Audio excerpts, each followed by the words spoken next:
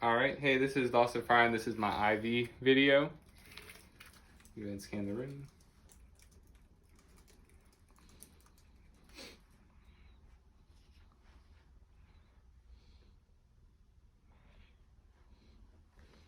So first, we're going to start off by identifying our patient. We have Jaguar J. Jones, medical record number 4176352.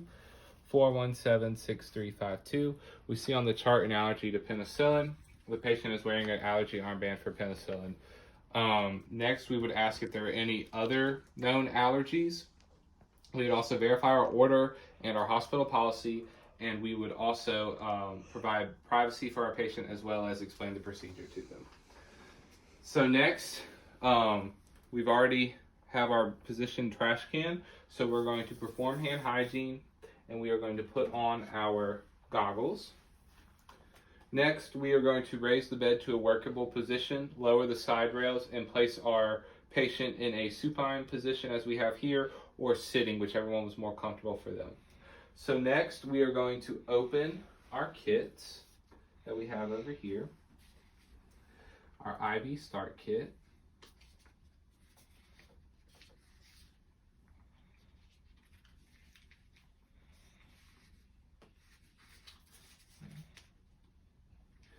Our saline lock.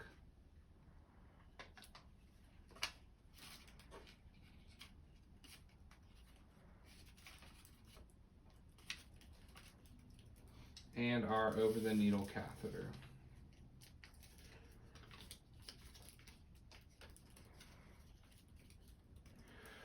So next, what we are going to do is we're going to take our saline lock and we are going to clean it with an alcohol swab. We clean the white portion of it.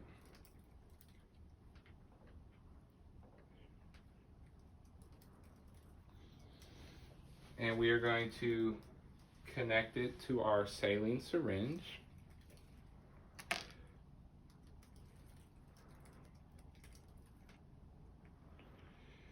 Once we connect it to our saline syringe, we're going to prime our tubing. And once we prime our tubing, we are going to loosen our cap just a little bit, so later it'll be easier to remove.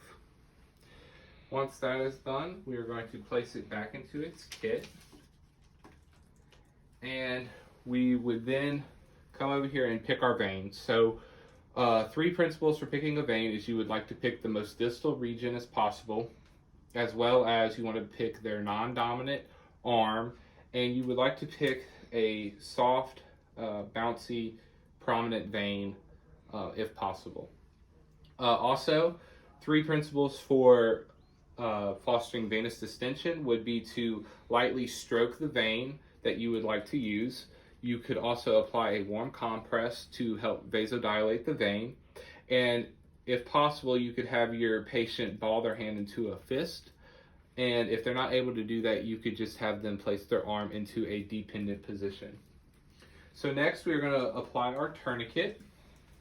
And for your tourniquet, you want to place it 4 to 6 inches above where you are placing your IV.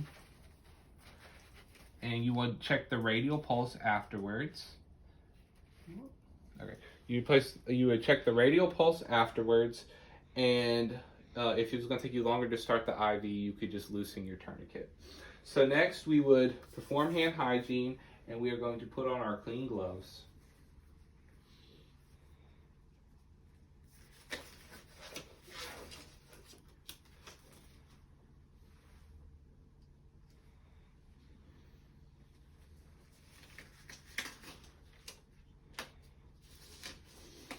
Once we do that, we would move our saline lock to closer to the bedside on our bedside table. So this is my bedside table. And after we do that, we are going to take our chlorhexidine swab. And what we are going to do is we are going to clean with friction for 30 seconds, vertically, horizontally, and circular. And we would allow this to dry after our 30 seconds. And we would make sure once we did this that we would no longer touch the insertion site. So once we do that and let it dry, we're going to take our over the needle catheter and we are going to remove the cap on it. And we are going to, with the bevel up, insert 10 to 30 degrees.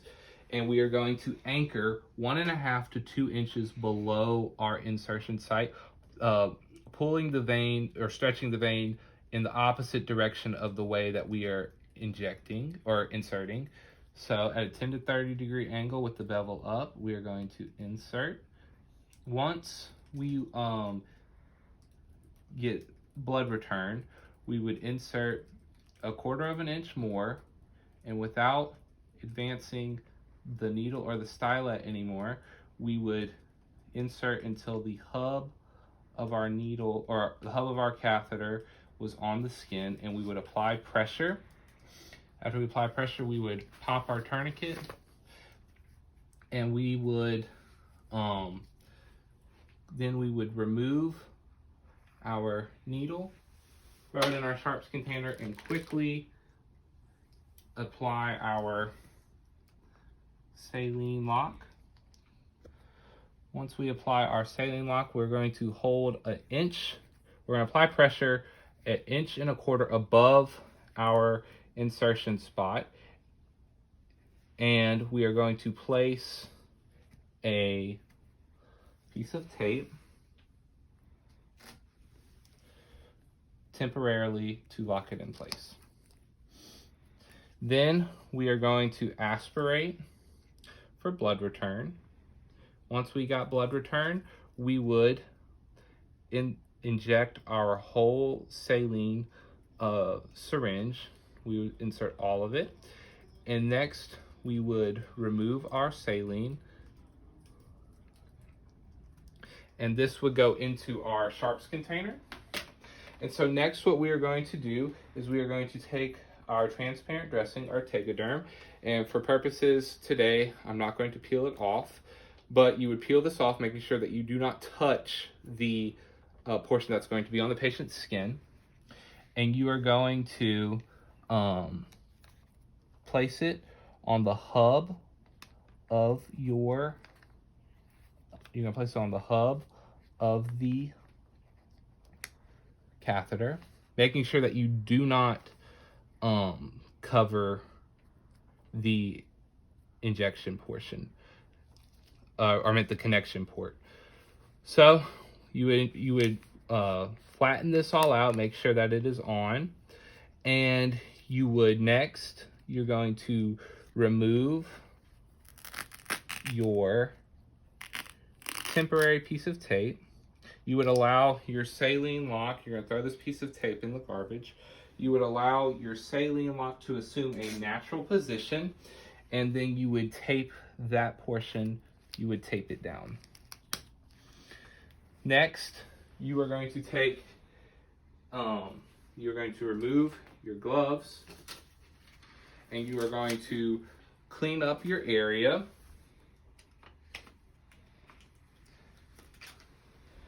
And after you clean up your area, you are going to perform hand hygiene, and you are going to take a piece of tape, and on a piece of tape you are going to write the date, the time, the gauge of your needle, the length of your needle, and you are also going to initial it. And you are going to place this on the outer portion of your Tegaderm, like so.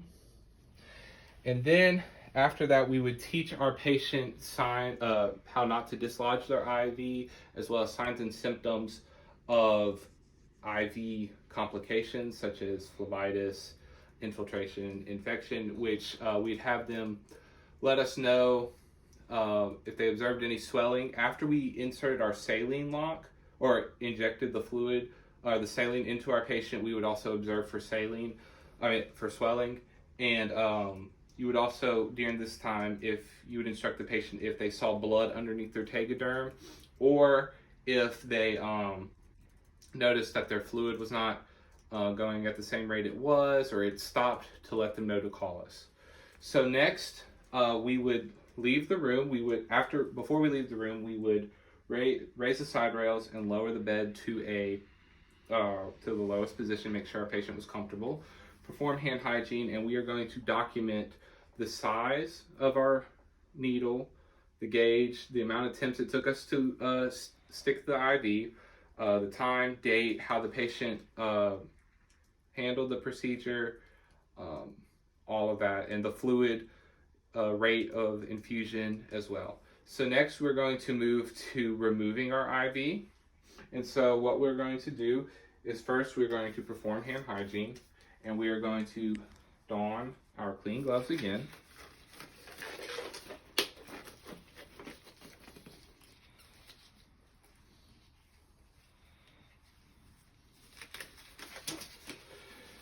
And so you're going to remove the tape off of your saline lock,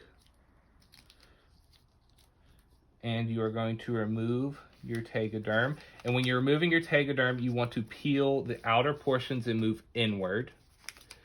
And once that, you would remove your tegaderm as well.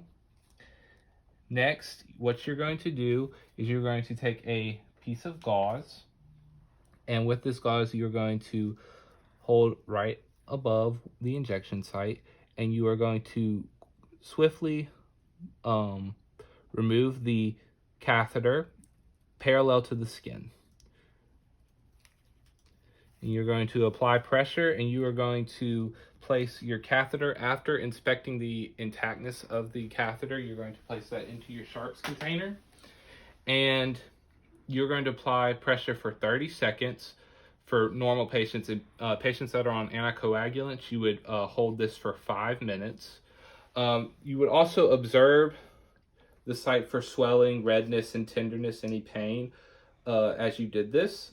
And so after 30 seconds or 5 minutes, you will remove this piece of gauze, and you are going to take a fresh piece of gauze, and you are going to place it over the site, and you are going to tape it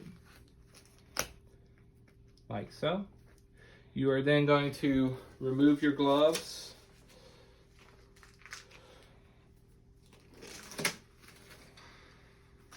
perform hand hygiene, and you are going to document, again, the place, the time, how the patient handled the procedure, and any observations that I said earlier, such as the pain, tenderness, redness, drainage, anything like that, you would also put that into your documentation. And with that, that concludes my IV video.